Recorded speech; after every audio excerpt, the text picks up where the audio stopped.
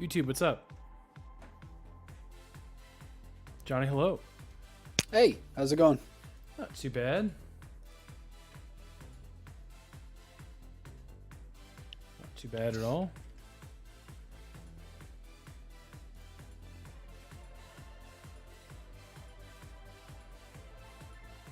Gotta go through all my, I've done a better job and to pull the curtain back a little bit for YouTube. I've done a better job, like, as the week goes, I bookmark a bunch of stuff that's interesting. And then I just kind of go back and I can, like, sort through stuff, which is nice. For what you're following?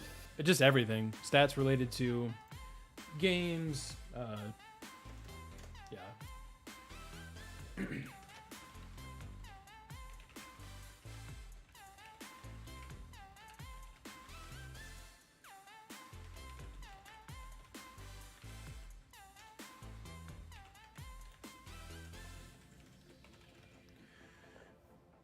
Excuse me. Honestly, I haven't heard from Josh, so I'm assuming he's good, but I feel like I haven't heard anything from him, so. Yeah, I don't know. Also, I'm open to suggestions for what we're picking this week. If you have any thoughts. Okay.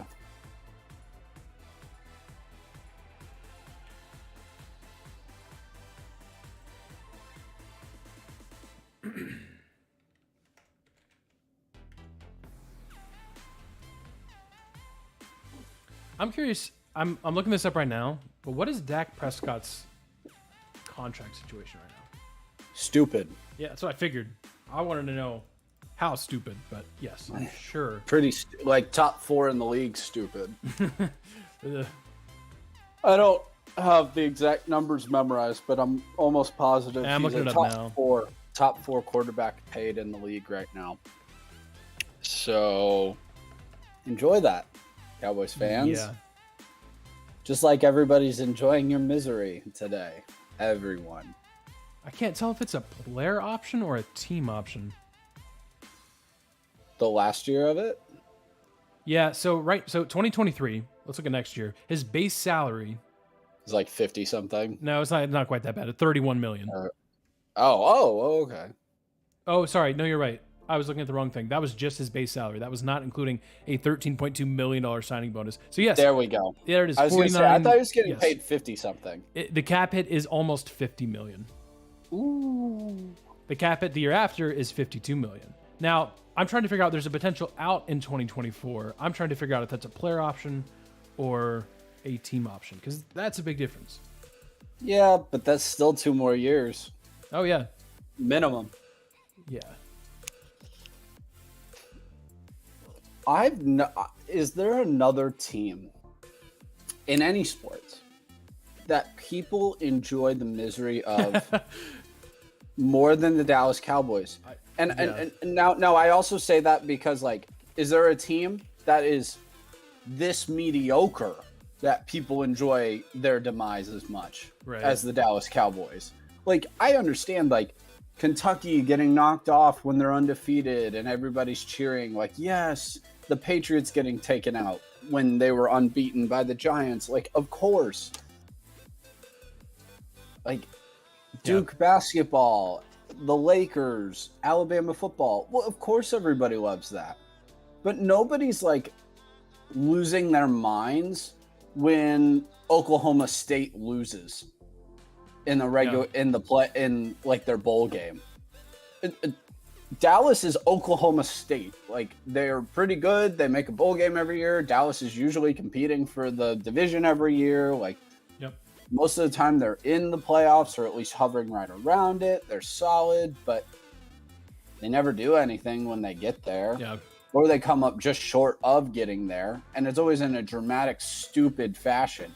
I mean, why couldn't you just take your medicine and lose in a normal hook and ladder, man? No. That was objectively the funniest way that game could have ended. Zeke is snapping the ball at center and dies, and then you throw it immediately to the smallest player on the field in Turpin, and he gets sent to the underworld. I mean, my goodness. Yeah. That, like, what? I would like to know on an open football field what that was supposed to look like. Yeah. Like, no defenders. Because to do that to any defense was ridiculous. To do it to the 49ers defense was just comical. Oh my like, gosh. they were like, I'm not putting up with this, and ended it immediately. Like, just ridiculous. I want to see what that play was supposed to do in an open football field. Nothing. Oh, Actually, you know what they were trying? They were trying a double cowboy pass. hat. They were trying to throw it back to Dak so he could throw it again. But it doesn't matter. That was still objectively the most fun, the most hilarious way that game could have ended. I love the Cowboys. It's like the opposite of Toby, where it's like where Michael Scott's like, I so you know what he says, like, I so hate the things you choose to be. It's the opposite. I so love the things you choose to be. They didn't have to do that. Anyway, I'll save all that to the recording because I'm ready to go off on that game. I'm so ready. Let me turn on my music and I can start recording, and I think I'm ready. Yeah. Oh, hold on. You know what? I'm gonna stop. My audio. It's resetting my audio every time, so I want to make sure that I'm actually in. Yeah, that's probably good. Playback device. Elgato. Recording Elgato. Okay, we're good. Blah blah blah. Woo. Cool. I'm in. Good times, man. All right, I am recording. Just drank a bunch of milk, so that's gonna go well. Oh, we're gonna love that. All right, we're good. All right, I'm recording. All right, let's do it. Wonderful start. Welcome to the Fifth and Goal podcast. My name is Aaron. I am joined, as always, by my good friends Josh and Johnny. It's good to be back with you all. Episode 96. We've got all kinds of NFL action from this weekend. But before we get into that, Johnny, what's up, man? How was your week? My week was great. Went hiking in Hocking Hills this week. Beautiful Nice. in the wintertime. That was awesome. Day of hiking there. And then this weekend, every single one of my teams won. Every single one of them. I should have parlayed that this weekend, but I'm not gutsy enough to do that. But heck, okay, so, you know, we're going to talk about the Bengals. Thrilled with that, obviously. Arsenal, I know for the two of you who listen to this podcast who actually care about soccer. Both Arsenal fans, yeah. Both are Arsenal fans, of course, naturally. They won a stunner against Manchester United in the 90th minute, 3-2. The Cavs won against the Bucks. I know Giannis didn't play. We don't need to talk about that. They still won. The Buckeyes ended their losing streak against Iowa, and the most shocking of all, the Blue Jackets won a hockey game. What a concept. I mean, it was a remarkable. They were like, weekend. you know what? Johnny's had a good weekend so far. Let's cap it off with something fun. They're like, we can win like one time. You can win one for him. If you are a betting man, perhaps you would like to put some of your Monopoly dollars against the Blue Jackets going forward, because that was their one win probably in the next like 7 games. I may have put just a little bit against the Blue Jackets tonight. Johnny Gaudreau's comeback game, correct? Homecoming. Yeah, it sure is, in Calgary. Yeah, yes. Yeah. Well, good. I'm glad all your teams won, Johnny. Josh, how was your week, man? You know, I've had an interesting week. At our apartment, which is on campus, there's a little fun like student newsletter that goes out, and I got blasted this week. Normally they address like, you know, I go to like a specific address. It's usually some sort of inside joke, you know, Josh, you know, inside joke Ratliff. This week it was Josh willing to fight. Hold on. One sec. I should have just brought it in with me. Oh, okay. This is great podcast material where I stop, I go get the thing, and then I come back. Amazing. For the record, if I had a Stephen A. Smith style cowboy hat and a cigar and I was allowed to smoke in this apartment, you know. Oh, you know.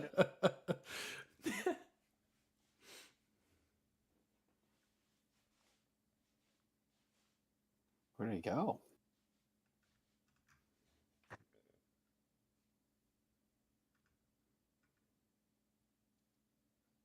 I'm going to do a new take.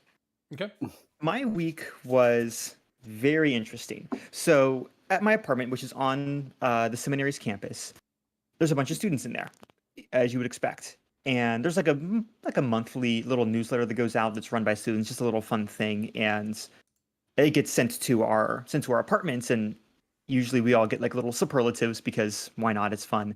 And usually it's like a little inside joke, but I must have gone too far this most recent time because my newsletter got addressed to me, Josh, most likely to fight someone to expand Ohio's borders. Yes. Yes. And You should be proud. it is no, I am extremely I've proud. never been prouder. I thought I had dropped my zeal for all things Ohio, but Oh no. Oh no.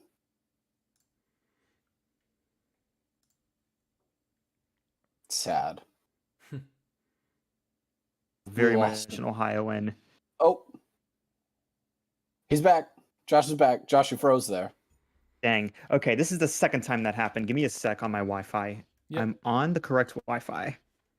But that was a clean take. I think I have enough for you there.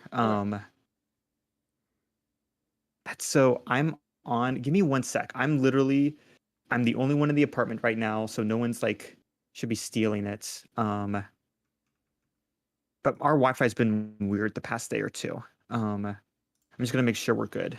But you can keep talking. I just think we're fine.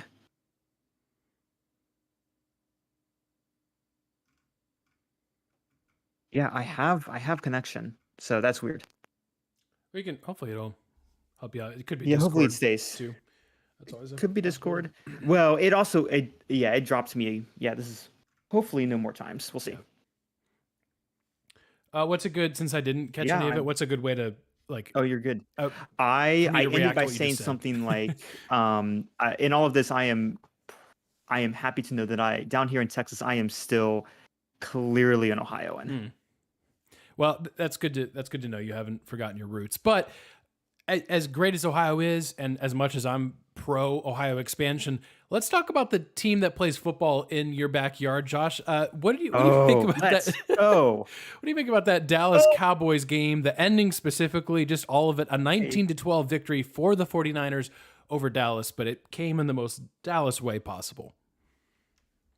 okay. Can we talk about Brett real quick? Mm-hmm. I saw this poor guy. Brett.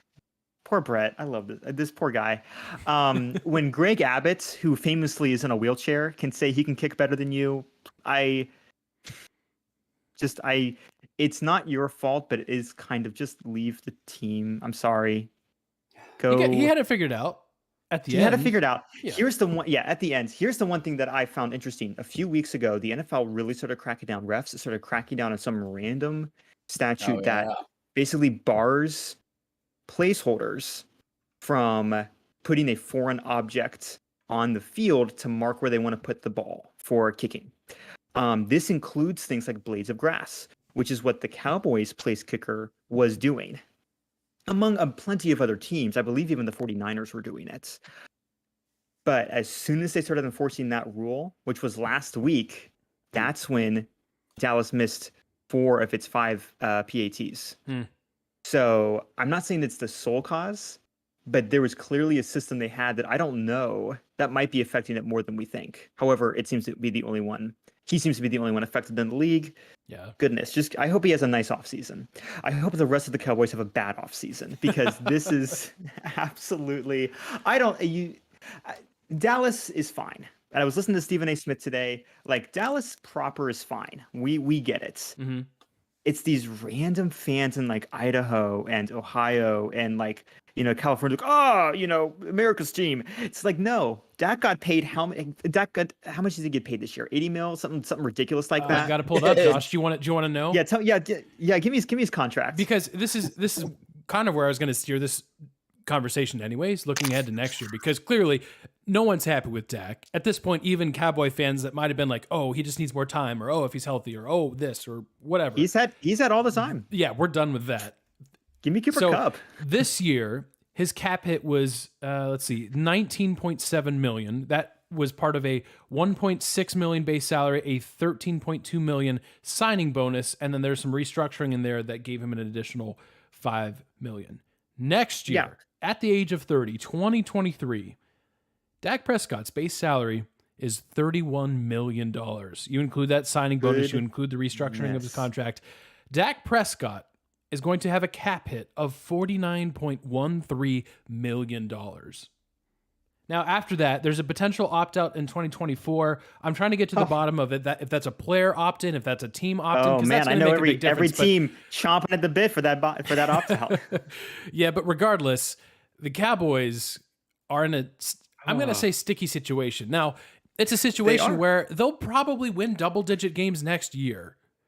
Yeah, But what absolutely tells you that they're going to make any progress in the What playoffs confidence, further yeah. than what they did? Yeah, good for them. They won their first road playoff game since before we were born.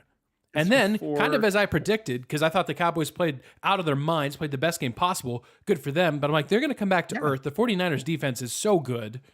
Yeah. And you saw And what well, happened. here's the thing. Yeah. Credit to the Cowboys defense. Like they were able to keep 49ers to 19 points. Like that's not bad. That's commendable. You should win that game. Yes. You should win that game. You should win that That is game. great. With how Brock Purdy and the 49ers and his offense has been playing, that is great. Like that is I am proud of my defense if I'm their coach. Yeah. Even got a special teams turnover. Right. Good job. Here's the reality. And we can joke about the ridiculousness of whatever that play call was supposed to be. I don't think Zeke likes being center. That type of play call shouldn't even be necessary when you are paying your quarterback upwards of $40 million a year. He should be able to throw 85 yards once in a game. Well, He should be able to hit a bomb if need be. Now I realize for what he's being paid, yeah, absolutely. But he's not. He's historically proven himself to not be that type of guy. He can be on and off, but there's an expectation when you have that level of salary, when you have Jerry Jones trying to put on the Barnum and Bailey circus, the greatest show on earth. There's at least a prescribed. I mean, the snark. Let's just keep it naive, Josh, for a sec. Like there should be an expectation of greater than that. But then the snarky side of me goes, no, this is exactly what they want. They're filling out the stadium every week. I mean, they still have diehard fans everywhere.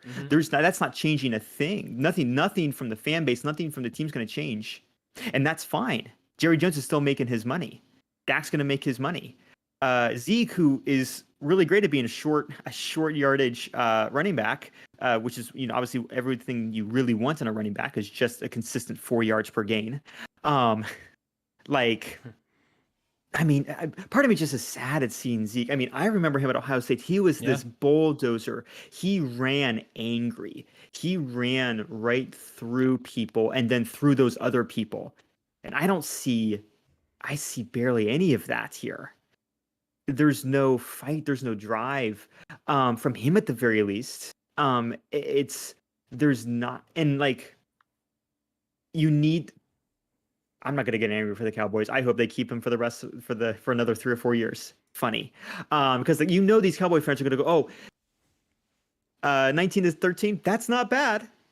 There's some things we can improve in the offseason, but we're right back at it, baby. Especially if the 49ers do what we think they're going to do and probably head to the Super Bowl and be a legitimate contender. They're going to go, we lost by about a score to the Super Bowl champs. That's great. Oh, Cowboys Nation, we're ready to go next year. Like, that's... Stop gaslighting yourself, Cowboys fans. Yeah, stop it. Hey, guess what? How about this? Dak's not good. Yeah. He's not good enough to do what you need him to do. Yeah. He's fine. If Ezekiel Elliott, stop it. He's not good enough. Sorry, as an Ohio State fan, but he's not. This is not it. If we're being honest with ourselves, you just take the brand away. Yeah. The Cowboys accomplished exactly what this roster would dictate this season. They made it to the playoffs. They won a playoff game. And then they came up short. Didn't get blown out. They came up short against a much better, well-rounded, more talented team. Tony Pollard getting injured in the game took away the biggest threat that the Cowboys have. That obviously is a killer. That's not why you lost, but that did not help. Dak played one of his worst games of the entire season. He also led the league in interceptions while missing missing so many games. 4 or 5 games with Cooper Rush playing. He has the highest interception efficiency of anybody in the league right Mike now. McCarthy is not the problem. He's really bad situationally. He's really bad situationally. Yeah, of course. But he's not a bad coach. This team met expectations. If you have reasonable expectations, they met them. Your kicker had the yips. You lost Tony Pollard. Dak played terrible. You lost by and you still didn't lose by that much. So just about. That's not horrendous. Like, let's look at the Jags. The Jags have won about as many playoff games in as much time as the Cowboys, and we're going, you know what? More, yeah. And we're going, you know what? An AFC title game. Actually, that's fair. Oh, I forgot about Blake Bortles. So they for what they did last year, we're going, you know what? There's a bright future ahead. There's some excitement in the Jaguars fan base. You know what? Trevor Lawrence probably is our guy. A little bit more refining, a little bit more training. Could be another year or two, but there's some really strong showings. Oh yeah, they did pretty much the same thing that the Cowboys did essentially. Won a game that they weren't sure they were going to win, and lost. But hey, they won. They went to the playoffs and they won one. Good. That's great. That fan base is elated. Given relative to the expectations set upon that team on that franchise. Yep. The Cowboys every year expect to just not even they're expecting to go, what is it now, 18 or 19-0, just straight through, no issues. I mean, every year I read these hot takes from these Cowboys blogs, and it's like hot take number 1, Dak Prescott, Super Bowl MVP, and I'm like, you dumb, stupid idiots. This is not going to happen. And guess what? It never happens. And I'm going to read the same blog, copied and pasted from last year yes, you are. In August. Josh, after one preseason look, and they're going to go, you know what? This is our year. And it's not been your year since my parents were in college. Yeah. Oh. But this is why you see Cowboys fans in the videos surfacing today of them running over televisions with their trucks. And lighting jerseys on fire. The expectations are wrong. Here's the difference between the Jags and the Cowboys, Josh, and then we can even talk about the Jags because the Jaguars have a clear path forward. Mm-hmm. Trevor showed those signs. Now he had some stinkers. Well, that's okay. So does every young quarterback who's still figuring it out. It's year 2, and it's his first year with Doug Peterson. They are going to have cap space. They're not paying Trevor Lawrence yet. So they're going to be able to continue to improve the roster, surround him with better talent. Why'd the Jaguars lose that game? Honestly, they lost to the Chiefs because they didn't have enough talent on the field to keep up with the Chiefs. Honestly, very similar to the Cowboys. Very similar. The difference is Jacksonville has the means in draft capital and salary cap. They are not as good as they could be. They are ready to expand. All young that are going to improve upon themselves as well. Who on the Cowboys roster do you look at? I guess I could tell you CeeDee Lamb could still get better. And Micah Parsons is probably almost at the height of his powers right now. Who on that roster is actually just going to improve? I would have told you Tony Pollard, but we just learned he broke his ankle. And Aaron, he's a free agent. Yeah. So right now, how does Dallas improve that roster? Jacksonville is going to improve even if you didn't make additions from the outside because they're young. Dallas isn't a young team. No. They are, and you just lost to the 49ers. They're not going anywhere. You lost to the last pick in the draft in Brock Purdy. He has the same number of wins as Dak Prescott in the playoffs. Yep. Jalen Hurts is a better quarterback within your own division. What happens if the Giants roster is going to improve? Brian Daboll can coach, man. What happens if this was your 1 year. Daniel Jones was a better quarterback off time in the division. Yeah. If the Commanders get a quarterback, you're in trouble. They're already talking about Derek Carr potentially going to Washington. That would that puts the Cowboys in trouble. I don't know if they'll go there, but he's one of those teams being linked. They could. They're closer, in my opinion. This might be the hot take. They're closer to dropping to last in the division than getting first in the division. And I'm just talking about the division, not the conference. Right. I was gonna say you could so easily. This was your year to capitalize on a relatively weak and or rebuilding division and just run away with it. and that you didn't. You're done, and now you're gonna be fighting for third place next year, assuming things go well. And that's, I mean, there is a great danger in another 10 years of this, because Jalen Hurts, he's got time. If they put Derek Carr in, he'll have a few years on him. Like, there's so much room for growth in every other team in that division except for them, and y'all could be doomed again for another 10 years. And it's because that Dak $49.2 million cap hit. That's going to be a big part of it. We talked about it last week, and again, it will be broken at some point. Like, they could recognize that there's some broken things in the system, but you have no cap space. Yeah. We talked about it last week. There had not been a team to win the Super Bowl with a quarterback commanding over 5% of the cap. Again, that's going to change maybe as soon as this year, but maybe not. Look, if we end up Mahomes is the only one. Yeah, Mahomes is the only one, and he's got one leg. We'll talk about that here in a minute. Let's wrap up the Cowboys conversation with this. The Cowboys' own social media accounts are dissecting this game. And by the way, this is still up. This has been up for almost 24 hours.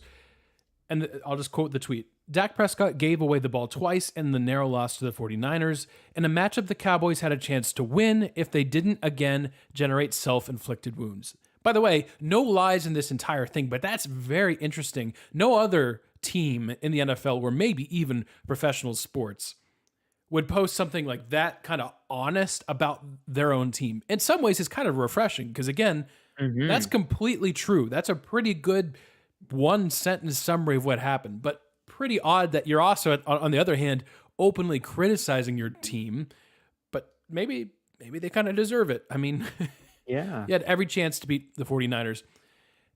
The reality is, despite it all, Brock Purdy didn't play that well. Like, the Cowboys defense did a pretty good job. Fine. But you know what he did? Yeah. But at the end of the day, he was still 19 for 29, 214 yards, and the big one, he was consistent. No interceptions. Yeah, he was consistent.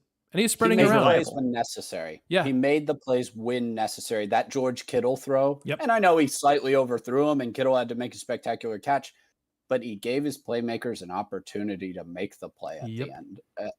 At key points in the game. At key points in the game, Brock did enough, which, Aaron, I don't mean to steal it from you, but this is not the Brock Purdy I watched in college. No. There was a specific play. The Niners are in the red zone. Yes, I know exactly what you're talking about. He's running away from the pass rush. He gets spun around, and I'm like, oh, no. Don't do it, Brock. Don't do it. And this is where he gets spun around. He's running to his left. He's right-handed. And this is where he normally chucks that thing into the end zone, says, my receiver will get it. I can fit it in that window. And he threw it out of the back of the end zone purposefully and killed the play to live the next play. And I was like, who is this man?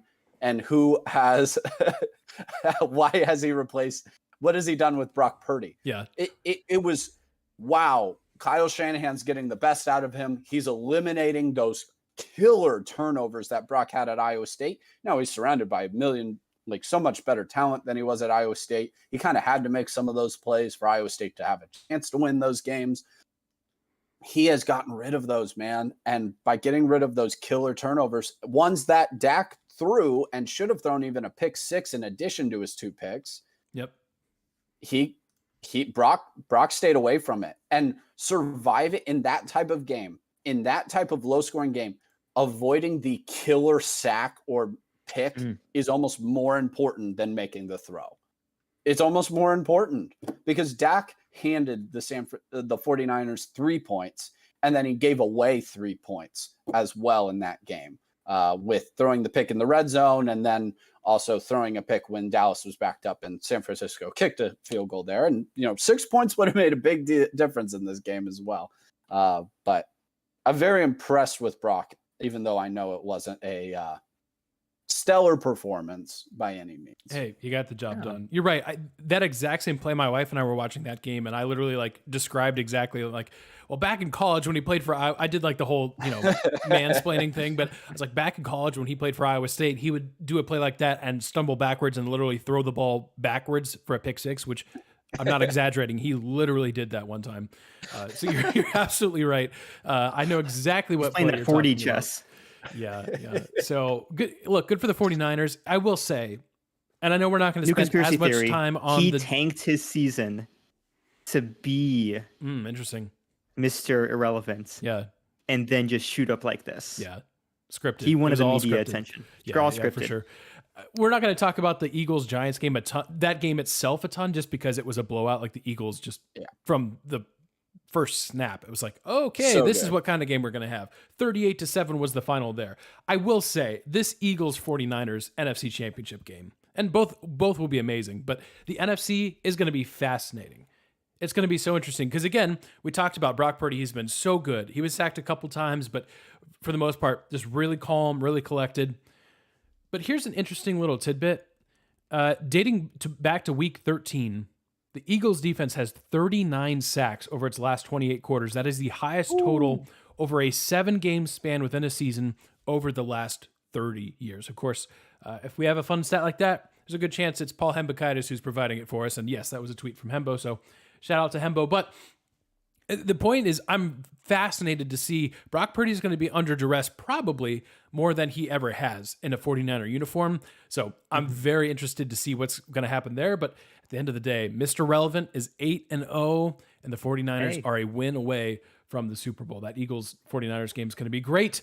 Let's talk about a different game. Let's talk about that Chiefs-Jags game. We alluded to it a little bit earlier. Kansas City hangs on. They win 27-20, but the big news from that game in the end is the health of Patrick Mahomes. Got rolled up on, pretty nasty-looking sprained ankle. He toughed it out. The Chiefs training staff gave him probably the equivalent of a horse tranquilizer at halftime to get him to go out there and play. And, I'll credit Andy Reid. I thought it would have been really easy for the Chiefs to fall into a one-dimensional kind of offense where they were very predictable, and they really weren't. They did a great job, partly because the Jags had absolutely no answer for Travis Kelce, who had like 14-something catches. And look, the Chiefs did such a good job of getting the ball out of Mahomes' hands quickly. He toughed it out. But it's easier to go back into that kind of game where you've got the adrenaline pumping and you've got the horse tranquilizer or whatever it is, versus now, a week later, it's stiffening up on you. I don't know what his status is. I'm sure, certainly, he's going to give it a go. Mm-hmm. But the fact that the Bengals got, and we're obviously getting to the Cincinnati Bengals game too. We're not leaving Johnny's team out, of course. But for now, that'd be really funny if we did, though, Aaron. What if we just moved right on? No, Joe Burrow's good. Okay, yeah. Yeah, Joe Burrow's good. He's a good quarterback. There's our summary of the Bengals game. Did you see him do the Pledge of Allegiance with his mom? That was fun. That was so fun. But that's the story, right? And yes, the Jags are going to be really tough. It looks like that's going to be their division for a little bit. Calvin Ridley's coming back on that team next year. Don't forget about that. They've got a lot of wiggle room in the cap space. We'll see what they do there. They've got a lot of good young talent. I think that Trevor Lawrence, Travis Etienne combination from college has just transitioned very nicely to the NFL, and I think it's only going to get better. But for the Chiefs, Johnny, I'm curious your thoughts, because we can kind of segue partially into the Bengals game, because of course Kansas City, Cincinnati is our AFC Championship game. But as a Bengals fan, what are your thoughts on facing Patrick Mahomes, but facing potentially a kind of one-legged Patrick Mahomes with Chad Henne in the background? Like, this is a very interesting dynamic. I guess I'll start off with, what you saw in that. We need to give a ton of credit to Chad Henne in that spot to come in when you're backed up at the 2-yard line. Jackson partially punted that ball, I believe, thinking we're going to get the ball right back. Mm-hmm. And Chad Henne marches that team down the field and scores a touchdown. And I feel like Jacksonville lost that game in the second quarter when that happened. Jacksonville needs to get additional talent on the defensive side. We already talked about that a little bit, though. They're going to get better. They're young. They're up and coming. Doug Peterson's a great, great coach. I just felt like they didn't have the pieces to actually pull off the win. And I told Aaron that day, I was like, man, that's got to be tough for the Bills and Bengals fans to watch, almost thinking, man, if the Chiefs play the Bengals or Bills today, they lose. Yeah. They lose. So they were in some ways fortunate, maybe even the Chargers, if I'm being completely honest. But Andy Reid did a masterful job in play calling. And so I thought that game was more than anything a reminder that the Chiefs are not just Patrick Mahomes. They have, and now I understand with his cap hit and everything, they're not able to surround that team with as great of talent as you would potentially like. But you still have like a Chris Jones on the defensive side who's fantastic. You still have good weapons all over the field on the offensive side. I don't know what the Jacksonville Jaguars' plan was to guard Travis Kelce, because it was stupid putting a linebacker or edge rusher on Travis Kelce and just saying, here you go, Travis. We'll let you beat us, and none of the wide receivers. That made no sense. The Bengals will not do that, I guarantee you, on Sunday. Travis Kelce will be guarded. Patrick coming in, gutting it out. Everyone I've talked to with the sprained ankle is it gets worse, honestly, early on. What you said, Aaron, the adrenaline kicks in. You give him that painkiller. You're good to go. It's harder to re-ramp up for the next game because the adrenaline's not going yet. I could argue it will almost be harder for him in the first and second quarter than the third and the fourth quarter in that game. Now, what you just said, though, Aaron, the key to the game will be what it usually is with these two teams. Who protects their quarterback? Because now all of a sudden, Patrick's not going to be able to scramble and run all around the field. I believe the Jags didn't have a single sack in that game, and that cost them. They couldn't manufacture any pressure at all. One thing Lou Anarumo does is he's creative and exotic with those blitzes. He loves bringing those corner blitzes in from the side. Patrick's not going to be able to get away from them like he normally can. And so if you watch that Bengals-Bills game, there were several sacks that would be sacks that could have happened, but Josh Allen's a big guy and can kind of shrug some of them off and break those tackles. Patrick's not going to be able to do that in this game. So the key is if the Chiefs can protect him and give him time, because they're not going to be able to play short throws the whole game on the Bengals. The Bengals also will not be able to just go short throws the whole time on the Chiefs. Whoever, and the Bengals offensive line, as we've talked about before, is still very banged up. Whoever's able to protect their quarterback better wins the game. And I think it's that simple. Offensive line play might literally dictate the winner of this game. I know we want to talk about the quarterbacks, but because Patrick can't move, he needs extra protection in this game. And part of that extra protection will also be Pinchero actually being a great runner in that game as well, so that play action's effective. Yeah. No, I completely agree. I mean, I agree. I was so surprised at not so much how the Bengals played, because I kind of expected them to play with their hair on fire, because that's just what they always do. The Bills were just so flat that whole game. And part of it because Cincinnati was taking it right to him. But that was the thing that kind of struck me. Like, Buffalo got just destroyed in the trenches, just got killed. I mean, the Bengals were running it against Buffalo at will. And I don't know if they'll be able to do the same thing against Kansas City, but if they do, it's over. To your point, if Cincinnati wins the battle of the trenches, and that's probably true for anybody they play, because give Joe time, and you said this, Johnny, after the game, because we were watching it together. Give Joe Burrow time, and he's going to kill you. With those weapons, with the kind of player that he is, and he's going to kill you. I mean, yeah. So you won't win. You won't win. Even if we get to the Super Bowl and somehow the Philly or San Fran can't get pressure, which I know they have nasty defensive fronts, so I don't say that lightly. Yeah. But if they play them in the Super Bowl and they can't get pressure, they will lose. They will lose to the Bengals because that's how good he is. The Ravens, I will say this also, like, how good is that Ravens defensive front and that defense as a whole? I mean, this game had to make them look great. That the Bengals won this game in a blizzard against Buffalo. They manufactured pressure on Burrow. And almost every quarterback's worse when you get consistent pressure, of course. Mm-hmm. But that's the only way to slow down this offense. And the Bengals even ran it effectively. Mixon had over 100 yards rushing.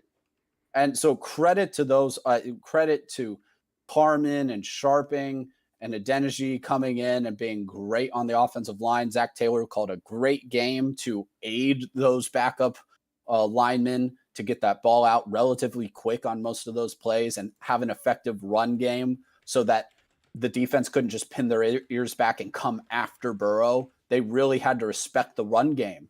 And that was so effective and so important in that game. And what you said, Aaron, they punched Buffalo right in the face. Yep.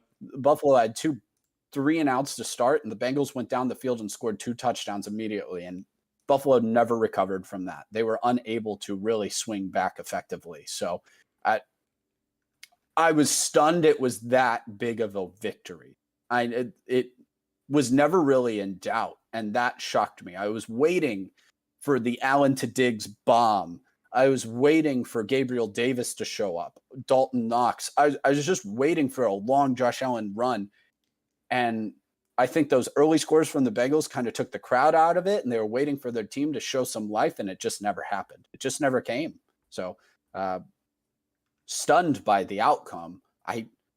It's interesting to know what Buffalo even does from here. Yeah. Obviously, really missed Von Miller, but they have a lot on the defensive side that will become free agents. They're going to have to make a lot of decisions as Josh Allen's contract. I know we're talking a lot about quarterback contracts and cap hits today, but it's that important with a hard cap league where it's equal across the league. It's a struggle once you start paying your quarterback to surround them with a ton of great talent. The quarterback is responsible for more and more. And you could argue there already isn't a quarterback responsible for more on his team than Josh Allen. So it's got to be tough for Buffalo. You get a snowstorm at home, and the Bengals have a beat up offensive line, and you don't even come close. That's tough. I've been thinking about that today. How do you respond to that if you're Buffalo? I don't know. I don't have a lot of answers for you. Yeah. Well, I mean, you think about it, I'm sure it was for Bills fans. I'm not going to call this game a heartbreak because it was never close, really. No. Compared to the previous 2 years, right? Like it was a thorough beating. Yeah. Yeah. You have that Stephon Diggs picture of him like watching all the confetti fall down, and you're like, okay, well, like he's getting motivated. The Bills are going to be back next year. Then they play the Chiefs. They go to the overtime game where the Bills don't get the ball in overtime, and you're like, oh man, that might have been the AFC Championship game. You know, it turned out it wasn't because the Bengals beat the Chiefs and went to the Super Bowl. This year, you don't have that same feeling because Josh, you're right. It was a beatdown. In the previous years, you're like, all right, well, good season, Buffalo. Like, that's a tough ending. But next year is your year. Unlike Cowboys fans who say that and they're delusional, Bills fans could say that and everyone's like, yeah, this is probably the team to beat in the AFC. Yeah. And I don't think it's certainly not the same sentiment. Because think about it. Like, the Jags are on the rise. Like, the AFC, just generally speaking, is difficult. But the Bengals aren't going anywhere.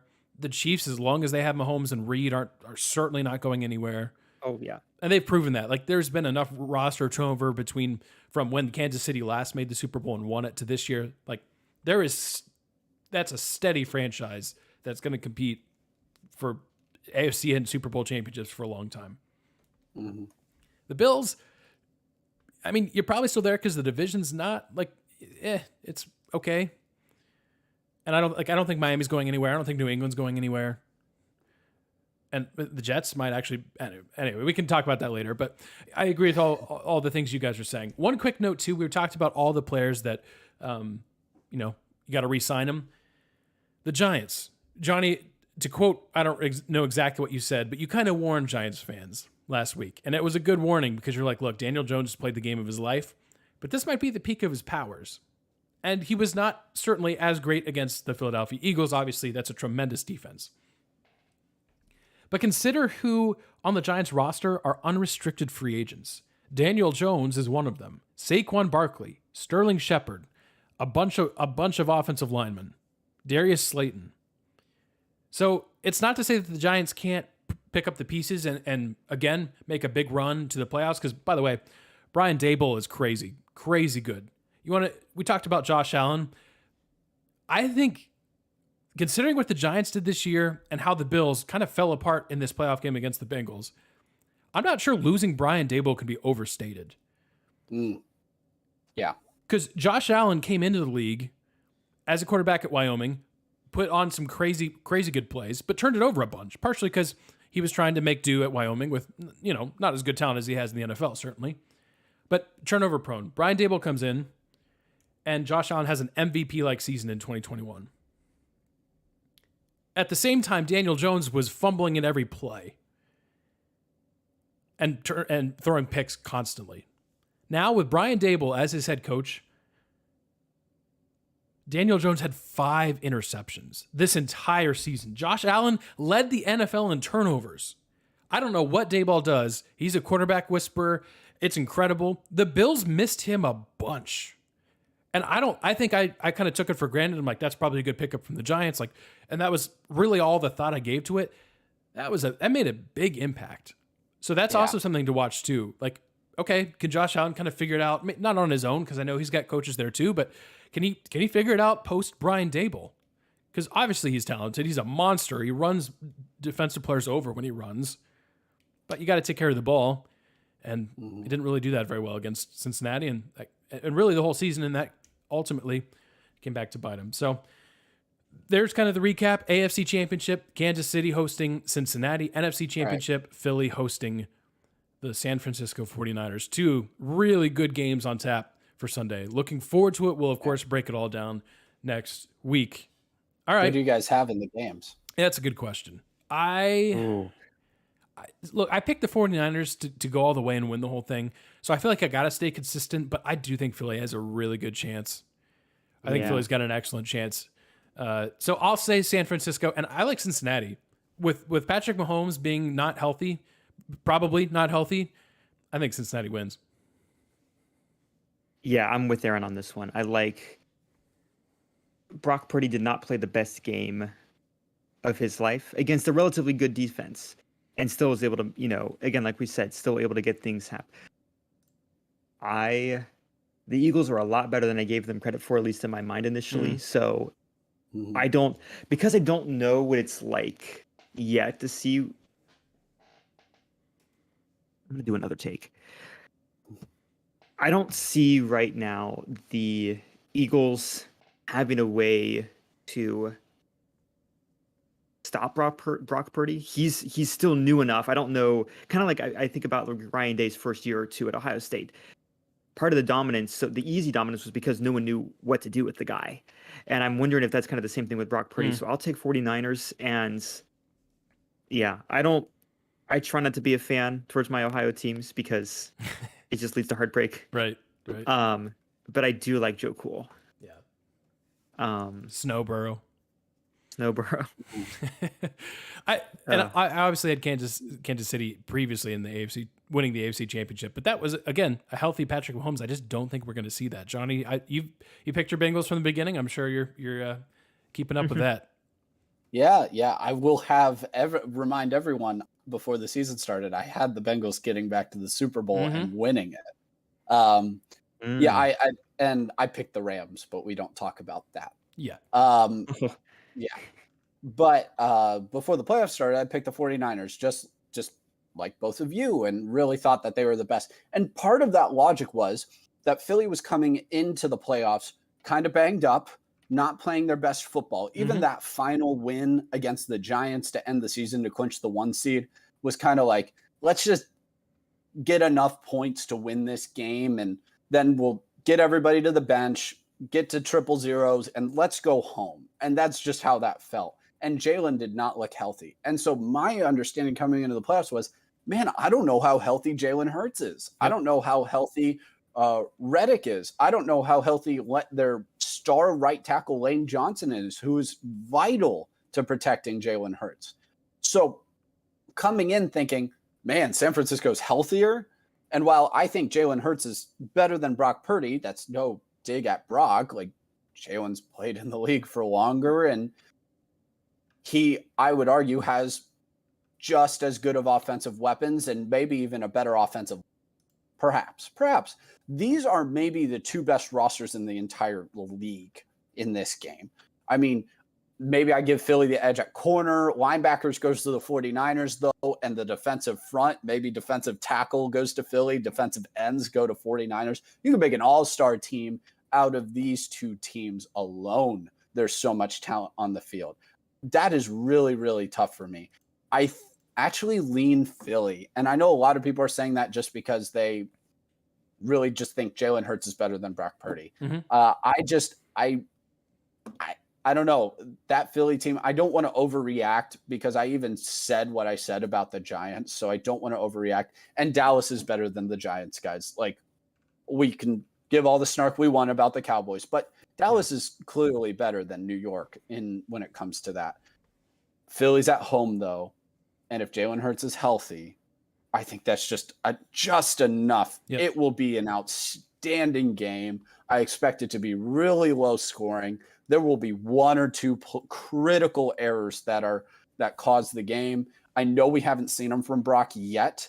I won't even get on here and blame him if they happen against Philly in the NFC title game. There will be no blame from me in that. You're a rookie, 7th rounder, last pick. You make some mistakes, that happens. So I got Philly winning that. And then I have to go with my Bengals. Have to go with them.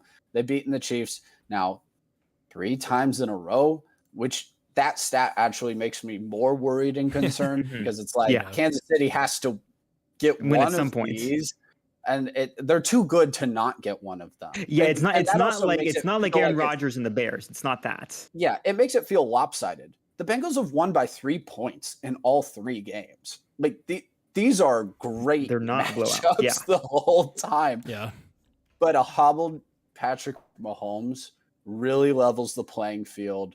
But as I mentioned earlier, who wins the line of scrimmage? Who gives their quarterback more time? I think Patrick, though, it will be big. If the Bengals get ahead, and they usually start off really fast, the Chiefs will be in trouble because Patrick will begin to press, and the Bengals will not allow Travis Kelce to catch the ball 14 times and 2 touchdowns. It won't happen. Travis will get his, but he's not going to go crazy like he did against Jacksonville. The Bengals will make Juju Smith-Schuster or Kadarius Toney beat them instead. And I don't think that while those guys are talented, I don't think they're good enough to be able to do that to the extent that T. Higgins and Jamar Chase will be able to. I have a lot of faith and trust in Lou Anarumo to come up with some creative defensive calls, especially on a limited Patrick Mahomes. I think the Bengals go into Kansas City and get that one too. And we got a interesting and almost a strange Super Bowl with the Philadelphia Eagles and Cincinnati Bengals in that situation. Yeah, that would be very, very interesting. All right, well, we'll be talking about that next week.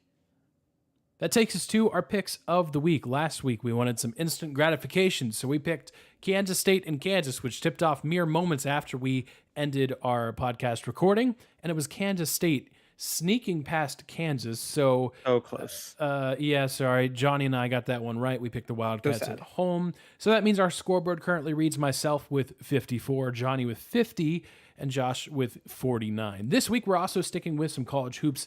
Kent State Golden Flashes. Folks, can I tell you about the Kent State Golden Flashes? They're technically ranked number 30. If you rank them by teams receiving votes, they should be in the top 25. This team is legit. Let me tell you about their 3 losses this season. And I'll try to remember this off the top of my head. I don't have it written here. But all right, they lost to Gonzaga, and all these are single-digit losses. Gonzaga, Houston, which prior to their loss at actually home to Temple, I think they're technically still number 1 right now, but they won't be probably. Houston, number 3, Aaron. Oh, thank you. Number 3, it's already out. So Houston, Gonzaga, and College of Charleston, which is on a 20-game win streak right now. The Cougars. That's another team to watch. But those are the only 3 losses from the Kent State Golden Flashes by a combined, I want to say 8 points.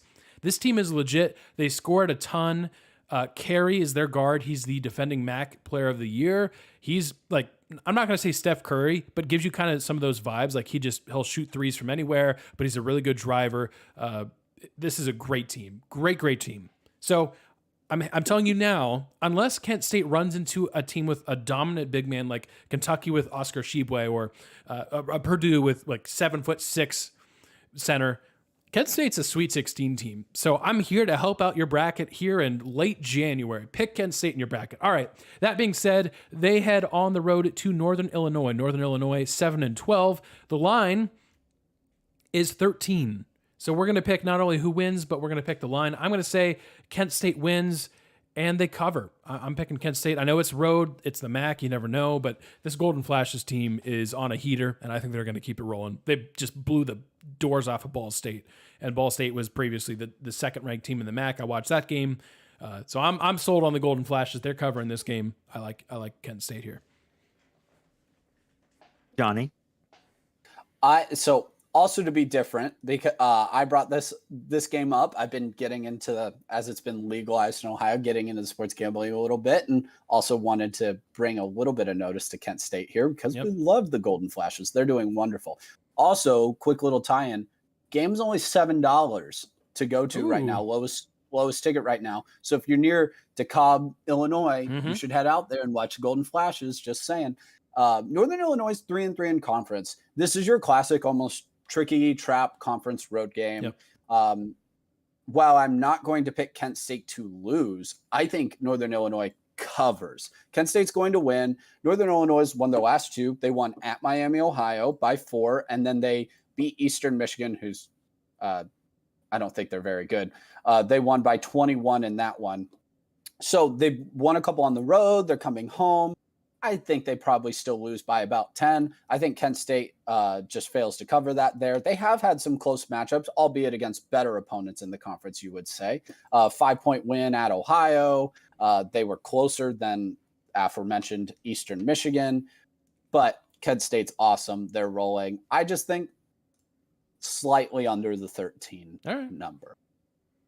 Josh.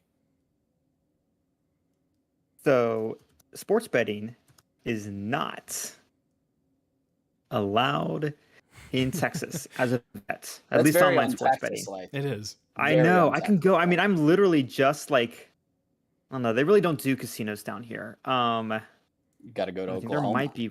I know. I got to go up north to Choctaw. But which is only like an hour and a half away. But that's all just money for me. So I've never.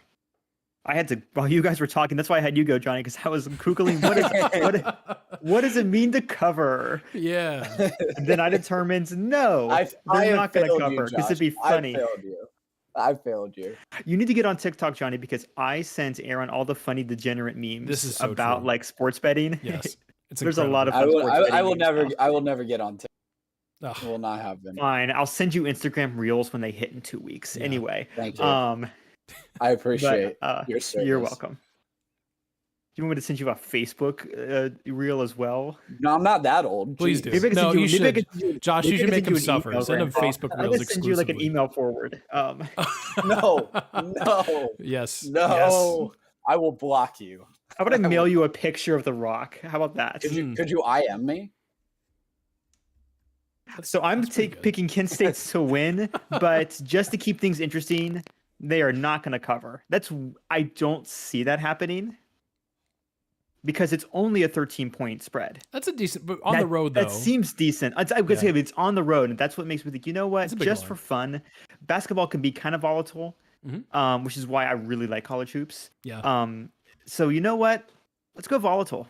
Let's. Do they call that a push?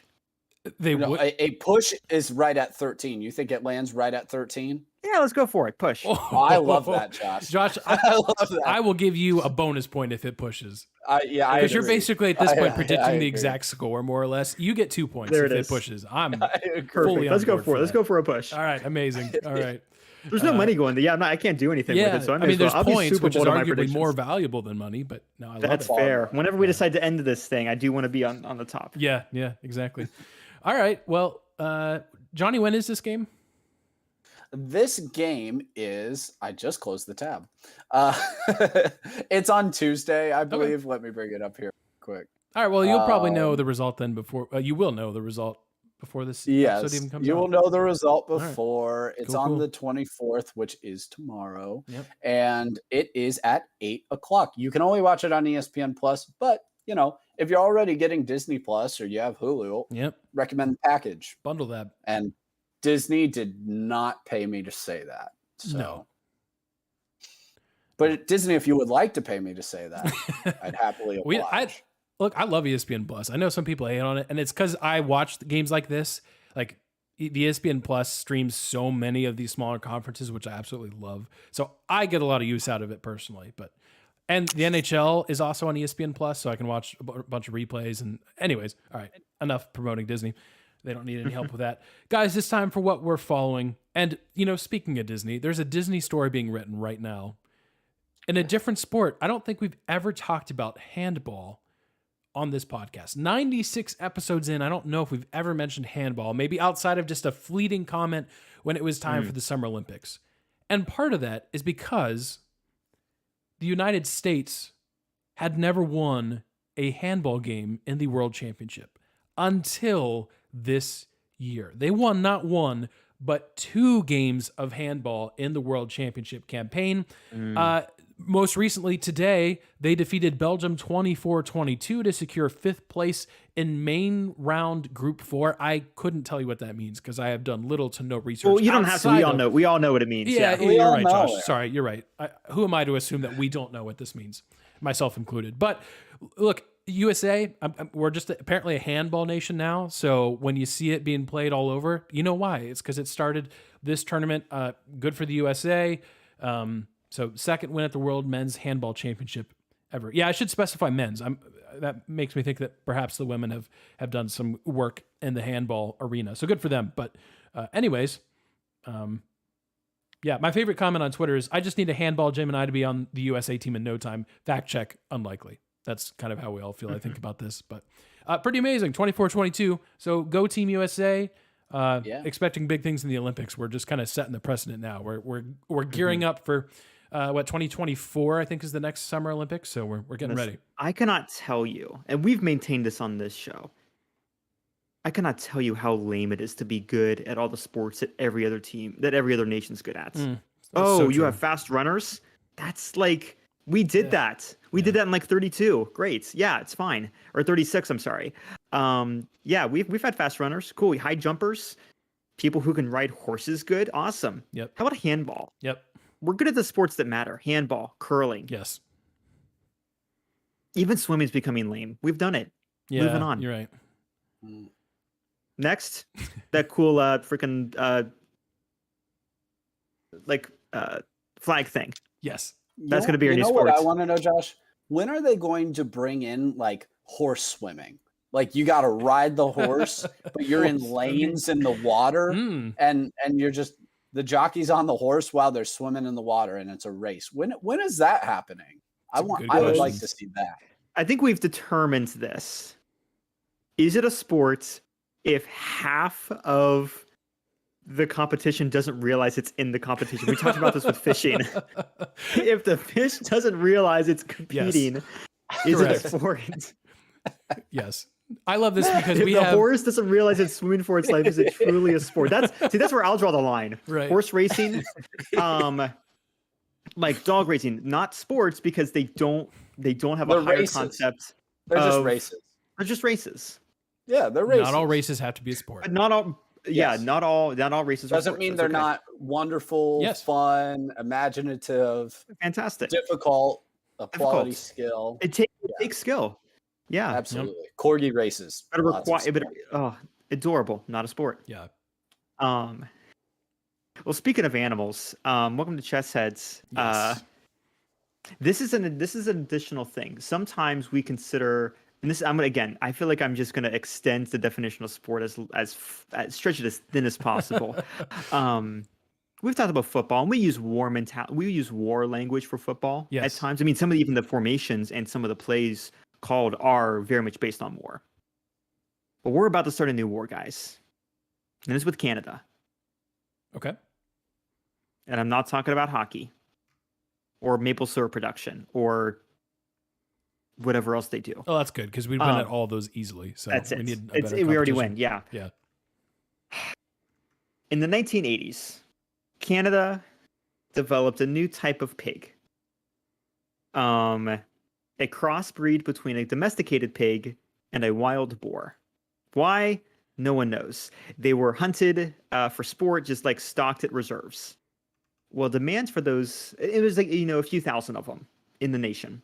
Well, demands for these crossbreed pigs that are known as super pigs, by the way.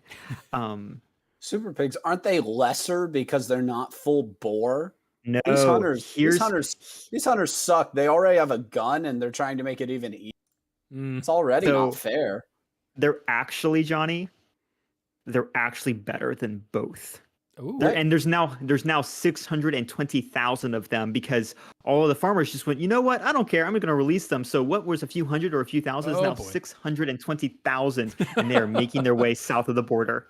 Johnny, I'm going to tell you why they are worse and better than a regular pig or a regular wild boar. Because I'm down in Texas. We can go hunt wild boar. It's fine. And I've seen pigs. These things, one thing about Canada we stereotype, it's cold. These pigs are hardy. They have adapted to survive in extreme temperatures. They can weigh up to and sometimes over 600 pounds. Is that bigger than a boar? It's 600 pounds. I'll tell you what it can do at 600 pounds. It can eat little goslings and ducklings just like a snack. What? They'll uproot and destroy crops. They'll Not the take down. ducks. They can take down deer. They can take down full adult deer. Wow. They are the Canadian government, and I think now the U.S. government. They're starting to geotrack some of these bad boys to make sure they're not going too many places. Which I don't know how you can contain 620,000 Stop. super Don't go pigs. There. Don't do that. They are now in North Dakota as of 3 days ago from this recording. They've crossed over into North Dakota already. There is because we have not built. Well, you know what we didn't do, Johnny? We didn't build a massive pig wall like we should have 20 years ago. And so there is no natural border. You know this, Johnny. You're better geography than I do. There's no natural border between Canada and North Dakota. You just walk right over. It's fine. It's the largest unprotected border, I believe, in the world, and you can just walk right in. And so many pigs are doing so.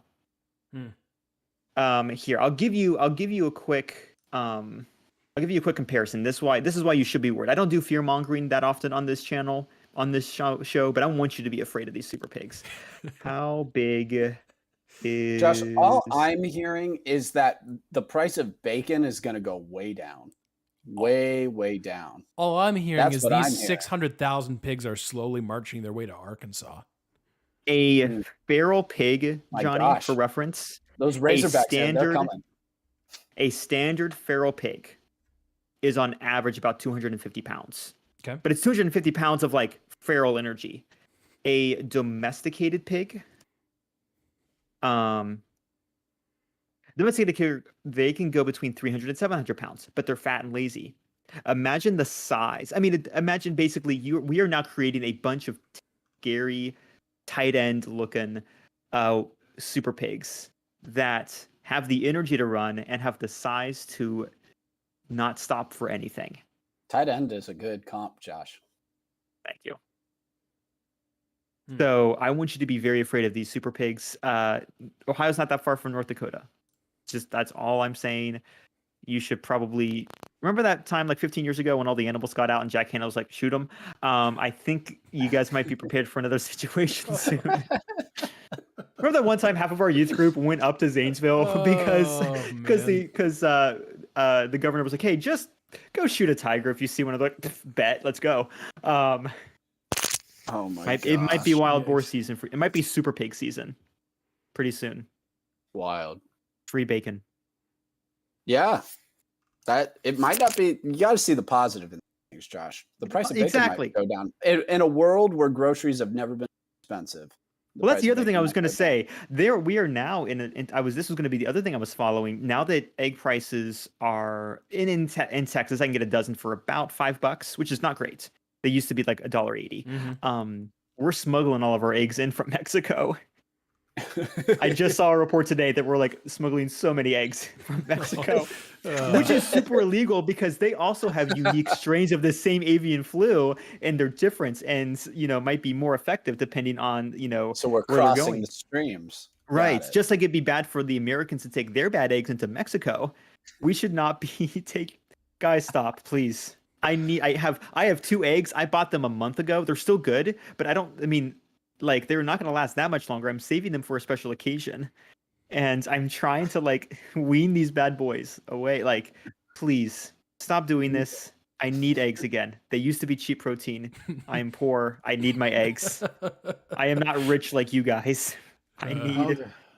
Well, while Josh is talking about a dystopian future, which involves things that we all need, like food, my version of a dystopian future is where every NFL team has a dome. Domes are stupid. Gross. I hate NFL stadiums with domes. They're dumb. Football was made to play in the elements. I, for one, would even be up for starting an outdoor basketball league that has to be played in the elements. Wind, rain, maybe even snow. Who knows? But if you watched the game between Cincinnati and Buffalo this week, it was a beautiful game to watch on television. I mean, it just had all the aesthetics of a great football game. It was the big fluffy snow coming down, and it came down the whole game. Did you guys see that video of Joe Burrow warming up? He gives that little flick of the wrist like 50 yards down the field, and he's just kind of twirling around on one foot. Oh, it looks so cool. Joe Cool, man. But that game was awesome.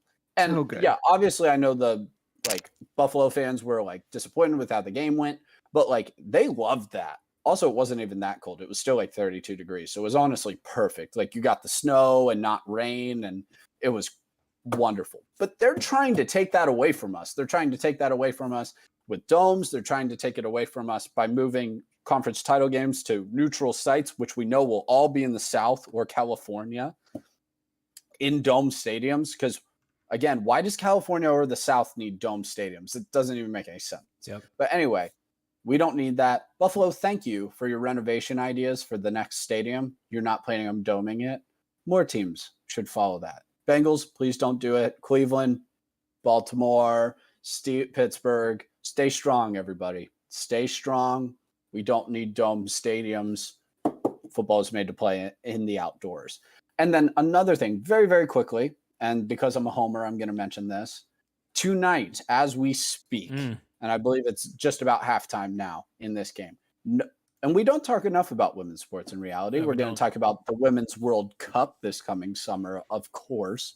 But just a quick insert here is the OSU women's team, number 2 in the country, 19-0, best start in program history, best start in Big Ten hoops history for the women, is playing number 10, who's 15-4, Iowa tonight. So if you pay attention to the women's game at all, that means you got Caitlin Clark, who's the closest thing in college you've ever seen on the women's side to Steph Curry. 27.7 rebounds per game. Just insane. Oh, my goodness. So Caitlin Clark, she's that sharpshooter from the outside. And then you have Mike Sell and Muklasik on the Buckeyes, who are just outstanding. That's a very well-rounded team. I believe they're the only undefeated team left other than South Carolina, who's the unanimous number 1 team. They've been dominant in the country for the last few years. And so that'll be interesting to see if they're able to meet in the NCAA tournament. At this point, it looks like that might not be at least until the Final Four, if not the national title. We'll have to see. Long ways to go in the season, but it's on ESPN2 tonight. Yep. So obviously, by the time this comes out, the game will be over. But all that to say, I see the arena sold out. It's women's hoops expanding. It's not just UConn versus the field anymore. There's 15, 16 really quality teams that I wouldn't say all of them have a chance to win the national title, but they all have a chance to make a run to the Final Four. And so the sport's growing. Women's basketball, women's soccer is growing a ton right now. So if you're in especially if you're in one of these places where your college team is really sparking up and the men are struggling and the women's team's doing really good, switch on over to the women's game. Check them out. Ticket prices are usually a little cheaper anyway, and the basketball has never been better. Yeah. I think it looks like Iowa might be up by 7, but there's a lot of time left in the a lot of time left. Second half. So. It's only halftime. Yeah, it's good. I mean, I will say, and I'm glad to see. I feel like women's basketball's gotten a little bit more coverage, just generally speaking, in the media, which is great. The game itself, the reality is, they're just a little bit behind the men's in terms of the number of teams that are competitive, right? You see a lot of blowouts in women's basketball. It's just because men's basketball's been playing longer. They've had more resources, all these different reasons. But when women's basketball is ascending and the tournament itself is already great. You still see some insane upsets in the women's tournament. You're going to see even more as more and more teams start getting talent. NIL has been a great thing for women's basketball and women's sports in general. So yes, we have all the conversations about, this quarterback from Florida was promised $13 million. It didn't happen. And now he wants out of his, national letter of intent, all that stuff. But the good side of it is there's a bunch of women's gymnastics, all this different stuff. The money is there for them too, which is awesome because they are certainly deserving of that just as much as any other athlete. So Yeah, Johnny, thanks for bringing that up. If you didn't, I had that on my list of things to talk about tonight as well. So very good. Well, thanks, guys, for recording. Thank you, the listener, for listening. Excited to watch these football games this weekend. There's a bunch of college basketball on. Just a good time of year. Not that I feel like I say that every week. Not that there's really a bad time of year in sports. So, yeah, looking forward to that.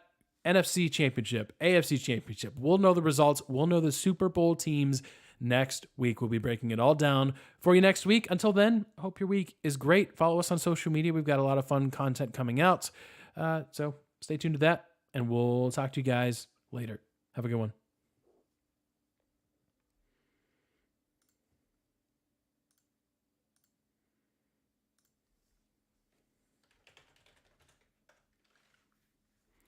YouTube, thanks for hanging out with us. We'll catch you around sometime this week.